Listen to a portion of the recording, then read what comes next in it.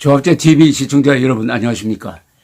2019년 2월 4일 월요일입니다. 이제 이달 말로 예정된 이틀 뒤에 트럼프 대통령이 공식 발표할 것입니다만은 트럼프 김정은 2차 회담에서 종전선언이 이루어질 것이라는 전망이 나오고 있습니다. 트럼프 대통령이 그것을 원한다고 합니다. 이 종전선언이 앞으로 남북 관계에서 이 골치 아픈 쟁점으로 부각되게 되었습니다. 종전선언이라는 것은 한국 전쟁을 끝낸다는 이야기죠. 그러니까 지금 휴전인데 지금 휴전 상태를 항구적인 평화체제로 만들기 위해서 그 전 단계로 전쟁 종결을 선언한다는 겁니다. 그런데 이게 필요 없는 겁니다.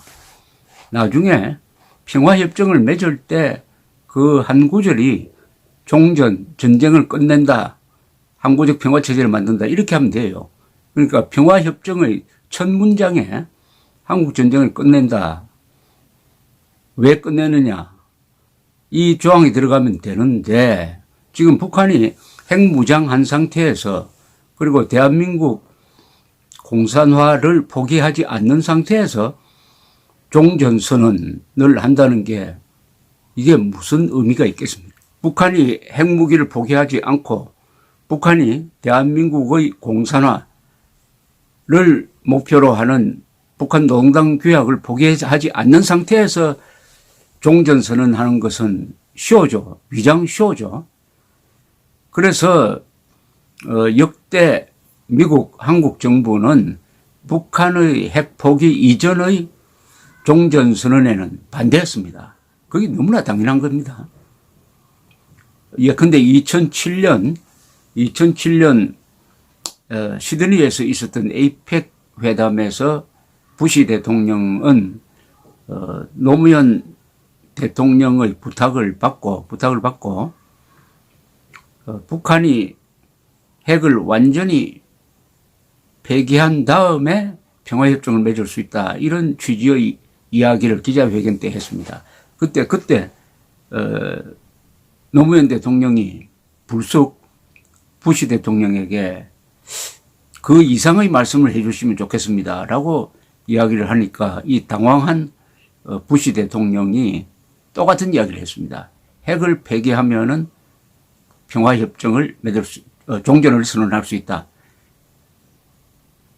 이렇게 하면서 좀 어색한 상태에서 이 기자회견이 끝났는데 그때 옆에 있었던 곤돌리사 라이스는 후에 회고록을 내면서 그 장면이 너무나 괴상했다. 비자라는 표현을 썼습니다. 비자라는 표현을.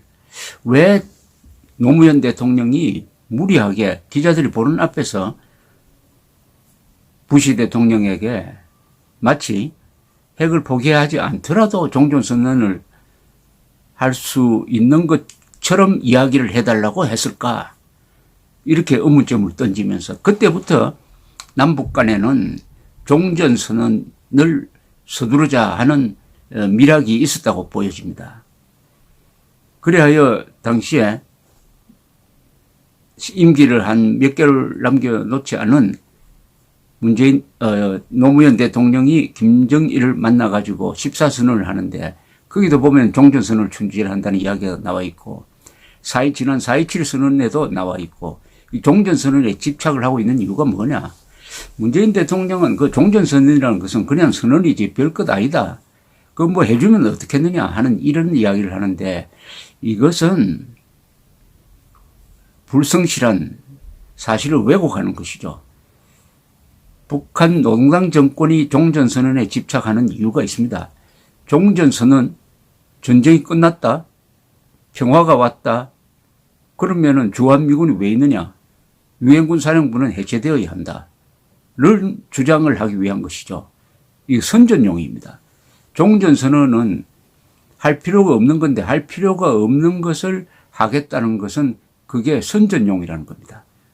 선동용이라는 겁니다. 이 공산당은 외교 정책도 선동을 깔고 합니다. 그런데 북한의 김정은이가 이런 외교에서의 선동이 잘 먹혀들 수 있는 카운터파트를 만났어요. 그게 트럼프 대통령입니다. 이 트럼프 대통령의 행각을 보면은 이 사람은 옛날부터 언론의 관심을 받는데 모든 것을 거는 사람입니다. 어떻게 하면 언론에 자기 이름이 나오느냐. 대통령이 된 다음에도 하루에 10번씩 트위터를 날리는 이유가 트위터를 날릴 때마다 기사를 써줍니다. 이런 트럼프는 일종의 언론 중독자인데 자신의 이름이 언론에 나지 않으면 그날 아마 잠이 안 오는 사람이에요. 이런 사람들은 언론에 이름이 나는 것 그 자체를 즐깁니다. 비판받아도 좋다 이거죠. 욕먹어도 좋다는 거죠. 이런 사람들이 가장 두려워하는 것은 언론에 잊혀지는 겁니다. 언론에 잊혀지는 것은 도저히 견딜 수 없습니다. 항상 쟁점을 만들어가지고 그 한복판에서 논란을 일으켜야 살맛이 나는 사람이에요. 자, 이런 트럼프를 잘 연구한 김정은은 문재인 대통령을 앞세워가지고 트럼프를 싱가포르 회담이라는 함정에 빠뜨리는 데 성공을 했습니다.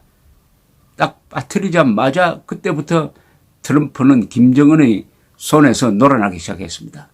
갑자기 그때부터 김정은을 칭찬하기 시작했습니다. 핵 문제는 이미 해결되었다라고 선언을 해버리고 김정은 만난 직후에 김정은과는 사랑에 빠졌다고 하고 북한 주민들도 김정은을 사랑한다고 합니다. 히틀러를 유대인이 사랑한다는 말하고 똑같은 말 아닙니까? 그 뒤로는 김정은 욕을 하질 않아요. 그 전에 김정은을 리틀 로켓맨이라 해가지고 아주 야유하던 데서 180도로 바뀌어버렸습니다. 항심이 없는 사람이죠. 항심, 균형 감각이 없는 사람입니다.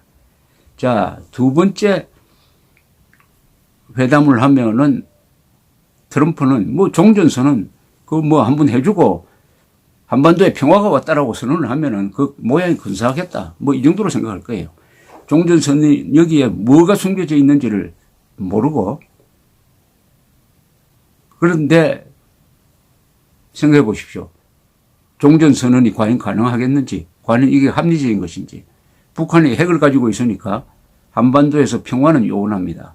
북한이 대한민국을 적화시키겠다는 노동당 규약을 갖고 있으니까 그 핵은 체제 유지용이라기보다는 대한민국을 삼키는 적화 통일용입니다. 그렇다면 한반도에 평화가 왔습니까? 한국전쟁은 아직도 끝나지 않은 것이죠. 두 번째, 종전선언을 하려면 전쟁을 종결한다는 거니까 전쟁에 따른 여러 가지 문제를 해소를 해야 됩니다. 첫째, 한국전쟁은 누가 일으켰느냐? 사과를 해야 됩니다. 그리고 한국전쟁의 피해 중에서 현존하는 아직도 진행되고 있는 피해, 북한이 불법 응용한 6만 명의 구금포로를 돌려줘야 합니다. 이 두 개 정도는 해야죠. 그리고 물론 핵을 폐기해야 되죠. 그러니까 지금 종전선언할 입장도 아니고 종전선언할 조건이 충족되지 않는데도 종전선언하는 것은 오로지 김정은, 문재인, 트럼프 세 사람이 종전선언이라는 일대 사기극을 벌려가지고 그 뒤에 상황에서 유리한 위치를 차지하려는 거죠. 김정은은 뭐 한미동맹 주한미군 철수 쪽으로 가는 방향으로 종전선언을 이용할 것이고 문재인 대통령은 앞으로 내년 총선 2022년의 대통령 선거에서 유리한 고지를 차지해가지고 위장평화쇼로서 유권자를 속여가지고 정권 연장하겠다는 것이겠죠. 그 중간 단계에서 이제 종전선언이 됐으니까 한반도에 평화가 왔다. 이렇게 하면서 남북연합 또는 낮은 단계 연방제라는 이 괴상한 헌법에도 맞지 않는 이런 틀거리를 하나 가져와가지고 북한과 남한을 연결시켜버리는, 쉽게 말하면은 자유민주주의 체제와 독재 체제를 연결시키는, 쉽게 말하면은 샘물과 오물을 섞어버리는, 그리하여 대한민국의 자유민주주의 체제와 시장경제 체제를 흔들어버리는, 그리하여 대한민국을 북한 농당 정권의 부하로 만들어버리는 이런 국채 변경을 위하여 국민들을 속이는 데는 종전선언 평화가 왔다.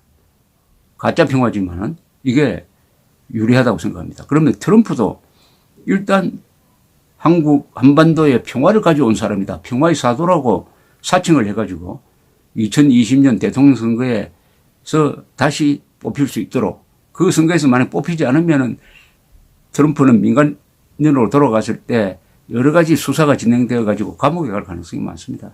트럼프는 참 절박한 상황입니다. 재선에 실패하면 감옥에 가는 이런 상황에서 3자가 종전선언이라는 쇼에 합의할 가능성이 이제 임박했어요. 이 종전선언을 말려야 될 사람이 문재인 정권인데, 문재인 정권이 종전선언을 앞장서서 추진하니까 이걸 말릴 사람이 없습니다. 지금 객관적으로. 또 한국의 야당은 다른 일에 바쁘고 한국의 보수 세력은 권력을 잡지 않으니까 종전선언에 반대하는 여론이 한국에서도 일어나지 않고, 그러니까 미국에서도 종전선언을 한국 사람들이 지지하는구나라고 생각을 하게 되는 것입니다. 이 종전 비핵화라는 사기극으로 1년을 갔습니다. 비핵화, 북한의 비핵화가 아니라 한반도의 비핵화라고 해놓고는 이걸 유리한 방향으로 어느 쪽은 한반도의 비핵화로 써놓고 북한의 비핵화로 해석을 하고, 또 어느 쪽에서는 한반도의 비핵화라고 해놓고 한미동맹 해체로 해석을 하는, 이걸로 해가지고 1년 동안 비핵화 사기극이 진행되다가 이게 이제 약발이 떨어지니까 다시 종전선언, 전쟁이 끝났다, 평화가 왔다라는 또 다른 제2막의 사기극이 지금 펼쳐지려고 하고 있습니다. 그렇다면은 일단 저항할 수 있는 조직된 세력은 자유한국당밖에 없습니다. 자유한국당이 미국에 특사를 보낸다고 하니까 가서 핵 폐기 없는 종전선언은 한미동맹 해체로 간다 라는 메시지를 미국의 언론, 미국의 정치권, 백악관에 제대로 전달해야 될 것이라고 생각을 합니다. 더구나 만약 예상대로 월남 다낭에서 트럼프가 김정은이가 만나는 것은 이것도 불길합니다. 1973년에 파리 평화협정에 서명하기 싫어하는 TU 월남 대통령을 압박해가지고 서명하고 나서 닉슨이 이제 평화가 왔다. 그리하여 미군 다 뺀 다음에 무슨 일이 있었습니까? 2년 뒤에 월명 공산군이 사이공을 점령을 해가지고 적화통일하고 말았습니다. 평화협정이 망국협정이 되고 말았습니다. 하필 그 월남에서 두 사람이 만나서 평화선언, 종전선언을 하기로 합의를 한다면은 그것은 1973년에 그러했던 것처럼 주한미군 철수, 한미동맹 해체로 가는 길을 열게 될 것이라고 생각을 합니다. 어쨌든 이런 불리한 상황에서 그래도 우리 국민들이 아직 살아 있습니다. 우리 국민들이 이제는 종전선언은 안 된다, 종전선언은 사기극이라는 말을 가지고 비핵화 사기극을 우리가 어느 정도 무력화시켰듯이 이제는 종전선언 사기극 무력화에 나서야 할 일이라고 생각을 합니다. 감사합니다.